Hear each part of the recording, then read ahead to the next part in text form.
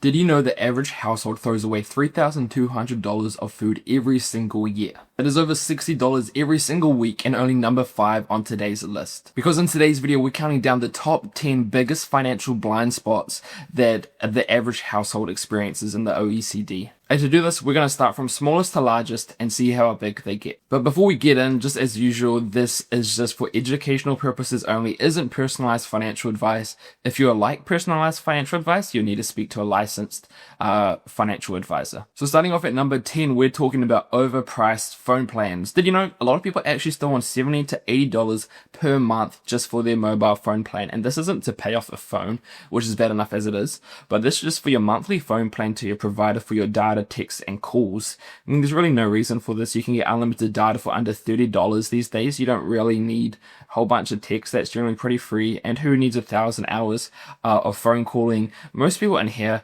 could be doing fine with $25 per month on their phone plan. Anything more, over $40 even, just is not worth it. And so if you think that's just a nice simple thing, it is. But the thing we're going to talk about number 9 happens entirely on autopilot. Number 9 is unnecessary bank fees. If you have a credit card that has too high of a fee that you're not earning back in the points and actually using the points for something productive, that could be a waste of money. Also, just a $5 charge per month on a bank account is $60 every year. And if you and your partner have that, that's $120 per year. And these days, bank fees aren't needed. There's banks who offer bank accounts without these fees. And yes, it's a bit of admin, but that's $120 for not too much effort just to switch your type of bank account that you have. Number 8 is unused subscriptions. If you have multiple media subscriptions, you surely don't need all of them at the exact same time. We just have one media subscription at a time, as in currently we're on Disney Plus, and in a few months, a movie's coming out on Paramount that we want to watch. So we cancel Disney, get Paramount for the month.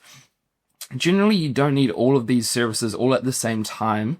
There's not that much you can even watch at the same time. Number 7 is extended warranties, and I'm not sure what it looks like in the United States, but at least here in New Zealand, we have this beautiful thing called the Consumer Guarantees Act, which means you're legally covered for all sorts of protections as a consumer without actually needing a warranty, and that makes any time you're sold a warranty pretty much not needed unless it goes above and beyond in any certain unique way. Generally, they're a complete waste of time in New Zealand, but even for the rest of the world, if you're buying something brand new, you tend to not need a warranty, and they're pretty much just easy markup for producers, and they just tend to make a lot of money on them, and they're not worth it as a consumer. Number 6 is home energy inefficiency. Anytime you don't have proper insulation, or you're not closing doors when you're heating rooms, or you have open windows, we see here in New Zealand, at least around 20 to 30% of energy costs doesn't need to be in your bill.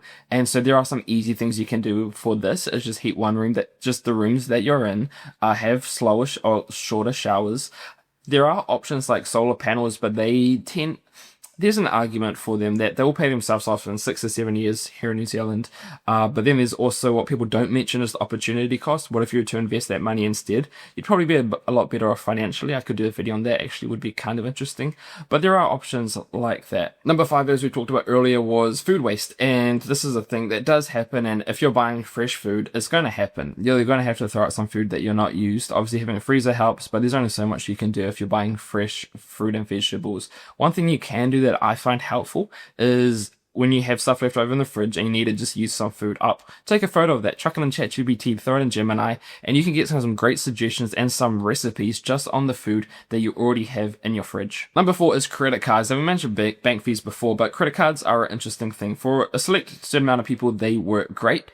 If you've never paid a cent of interest on your credit card, it can be an option. You do get points, you do sometimes get travel insurance. There are certain perks to having a credit card. However, if you're someone who's ever paid interest on your credit card, you should not have one. They are never worth it in terms of an interest point of view. If you're paying interest on your credit card, there's no reason to have a credit card. You should cancel that, delete it, get a debit card instead. Number 3 is being in the wrong investment fund. And when I talk about this, I'm talking about how aggressive is the fund that you've invested in. Now, this can be a whole topic in itself, but you are missing out on so much money, especially if you have a long time horizon. If you're 20, 30, 40, even 50, if you're not in, 50 is getting a bit questionable, and it depends when you want to retire and when you want to withdraw those funds.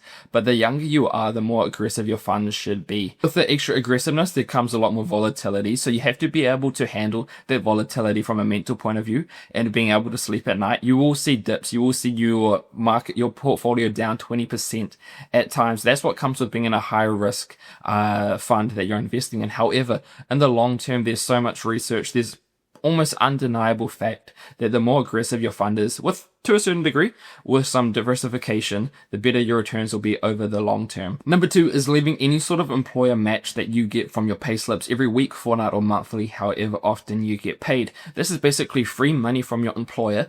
That does mean you have to put in some money yourself, but however, they will tend to match you exactly what you put in, sometimes with some tax, sometimes without tax, depending on what country you're from. However, even say with a 30% tax on it, it's almost a guaranteed, well, it is a guaranteed 70% return on the money you put in, and not just your money goes in, but both of those contributions go into a pot that gets invested over the long term, can mean great results for your investment and your retirement. Number 1 is lazy mortgage structures. If you're paying the minimum on your mortgage, a simple way to look at it is, it's not exact, but if you imagine you have a $500,000 mortgage at an average interest rate of say 5.5%, over 30 years, you're basically going to pay back the bank double whatever you borrowed. So if I borrowed $500,000, you're going to be paying back about $1 million. So if you're in a position, and maybe if you're also investing some money on the side into investments, because I've done a video on should you invest or should you pay down your mortgage. Actually, I think that's going to come out after this one, so make sure to subscribe if you haven't already.